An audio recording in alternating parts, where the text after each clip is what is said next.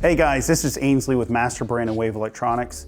Wanted to talk about one of the new screens that we just released this month. This is our Maestro Series Zero Bezel screen. What's really cool about this is it has a really tight woven or perforated screen material, so you can mount speakers behind it. It's acoustically transparent, but the weave is so tight you can barely tell that it's a woven screen. It actually looks like just a matte screen. In addition to that, it has a really thin frame. It's only 0.49 inches thin all the way around. So really cool thin bezel. In addition to that, you get up to 9% off on a quarterly basis through our 9-in-3 rebate program. So I'm gonna go through the assembly process with you guys and talk about some tips and tricks and how easy it is to install and assemble. Step one is you're gonna wanna take your L corner bracket and slide it into the back part of the frame. You can see there's a slot here to accept it, if you can see that. And then you're going to want to slide it into the other part of the frame, right here. And I like to do this on the ground, so it's a little easier. So it should slide in. You want to make sure there's no gap here. Make sure that you're not offset to where you have one tip of the frame higher than the other. Try to get evened out. Once you have that relatively evened out, you can add in your quarter brace, and that ensures that it is completely square. Once you have the corner brace put in, you can start loosely putting in some of the screws, and you should have 4, 5, 6 on each corner. Once this is completely squared up, you can go ahead and start tightening these screws. I like to squeeze it to make sure that there's no gaps in between each part.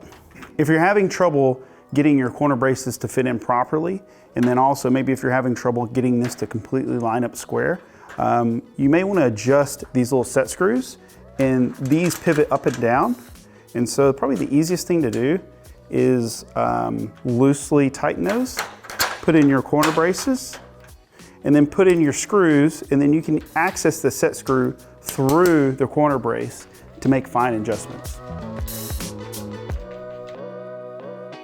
Once you have the screen corners mounted up with the corner brackets, you're going to want to flip over the screen frame and mount in these L brackets.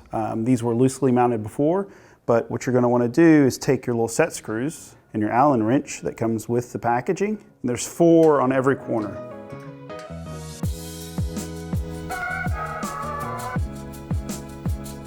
So as you can see, I have my white fancy gloves on to make sure I don't get any debris or marks on the screen material. I've already unpackaged the screen material and laid it down on our protective film. You can tell what the front and the back is based off of the hemline. And so you want the hemline facing up because this is the back of the screen, and this would be the front of the screen. So front of the screen laying down on the protective material, and then I'm just going to unroll it. The next thing you're going to want to do is install these metal tension rods. These keep even tension across the entire screen, so it ensures you don't have any wrinkles. To do so, just take the rod, and at the end of every corner, there's going to be a little pocket, and then you just slide it all the way through the pocket until it's even on the other side. And then the last part is your black scrim, and you want to lay this down with the little pocket. This is where the corner of the aluminum frame goes, just facing down just like that. And you can see there's a hemline in here too. You can see where the sewing mark is. I just like to face that on the inside. Now it's time to add in the tension springs. These are the tension springs that create the tension between the tension rod and the actual frame, and it'll pull out all of the wrinkles. The way I do it is you want to start in the middle of each side and you work your way out to the corners. On your left or right side, I'd only put in 2 or 3 of the tension springs and then go to each side and then keep working your way out to the corners until you're done. It'll come with a little tension rod application tool, and it'll go in kind of, you'll see a little eye loop at the end of the tension rod spring, and it makes it a lot easier to install these. Once you have all of your tension springs on and your material mounted, the next thing you want to do is inspect for any wrinkles. There could be some wrinkles or bunches of material that you're going to want to pull out. So if it's typically, you'll get a wrinkle maybe here or in the middle of the screen material, you're just going to pull that all the way out to the edge just to kind of even the material out. Once you have your screen material on your screen, then you're ready to put on these aesthetic pieces that go on the outside. This is just some aluminum trim, and it snaps in to each side. The way this works, these slots in the extruded aluminum will fit into the slots of the frame, so it's pretty easy. And then you have some corner pieces as well. So I went ahead and mounted this top plate. So I'm going to go ahead and put in a corner piece, like that. Mount in this side piece to meet up with this corner piece. And then it should just pressure fit right in, all the way down.